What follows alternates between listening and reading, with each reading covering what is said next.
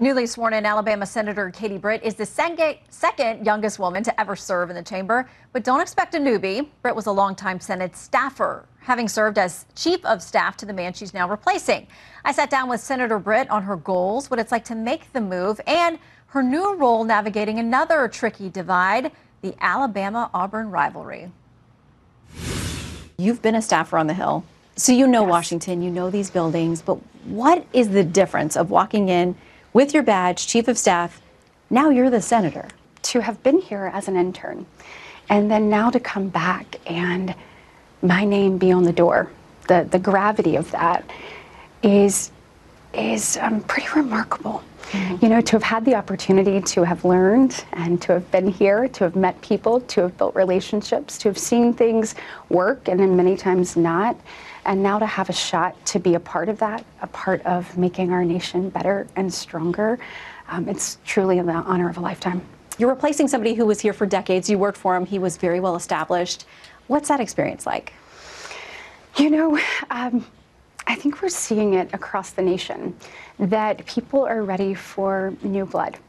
And so coming in here, but realizing the reality that there aren't too many of us that are from my generation that are here, and the responsibility that that carries, because there are parents and hardworking Americans that are our age, all across the nation, that want a voice.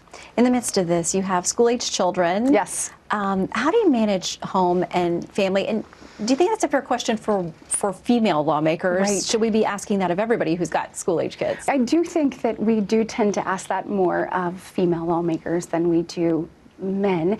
But you know, one of the things that we look at is I think about the sacrifice of so many people across our nation.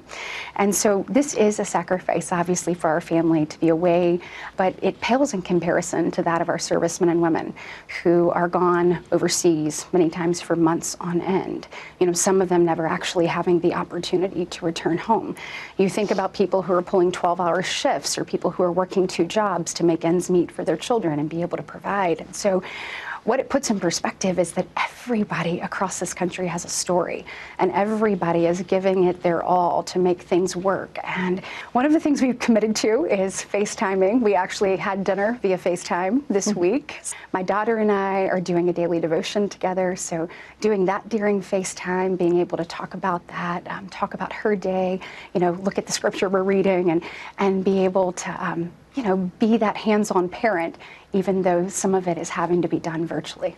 What would you say to other people from your generation who look at something like this and think, I couldn't be a senator, or this is overwhelming, or how would I tackle this? What would you say to them about whatever their issues are or causes they want to champion about getting involved in this process? Yes, well, I would say we need you. So whether it's school boards or the United States Senate, you see people from my generation saying, it's time for us to do our part. It's time for us to contribute.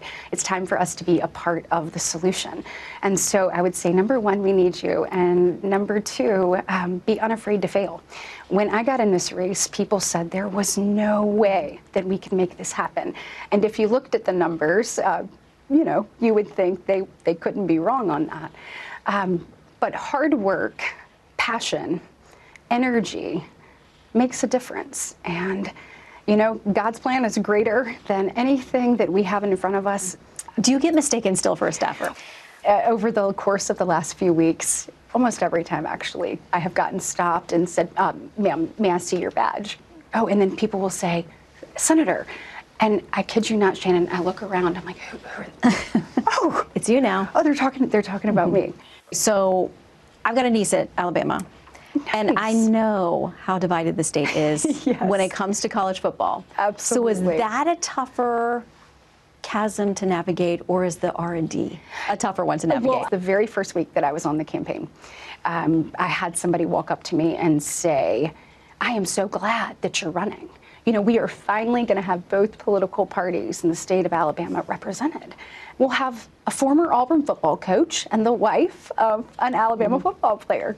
And I, as the student body president of Alabama, ended up having to sing the Auburn fight song at an Alabama-Auburn basketball game because we lost. I was going to say, did you lose a bet? We lost a bet, and my dad called me and he said, "You better sing every single word of that right." You lost. And that was not the tradition. Typically, they would make up new words, but learned every word of it, sang every word of it, and ironically, the coach who was there, who beat us, was Coach Tuberville. So there is a photo of me singing every word of that Auburn fight song with Coach Tuberville and the Auburn team behind me. So to say life goes full circle, it certainly does. And now everyone's represented That's in right. Alabama. That's right. Absolutely. Bottom line, what do you want to leave as a legacy here? You're just getting started, but what is your long-term hope or thought for serving here? I think it is critically important at this time in our history that we have people that are willing to have tough conversations so that they can make tough decisions so that we can face our challenges head on. And so I know in doing that, you have to build relationships because nothing is done by one single person or alone.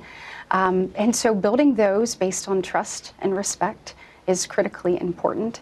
So I hope that people will see me as one of those people that, to our conversation earlier, is working each and every day to move the ball down the field so that the people of the nation and the state will be better as a result of my service.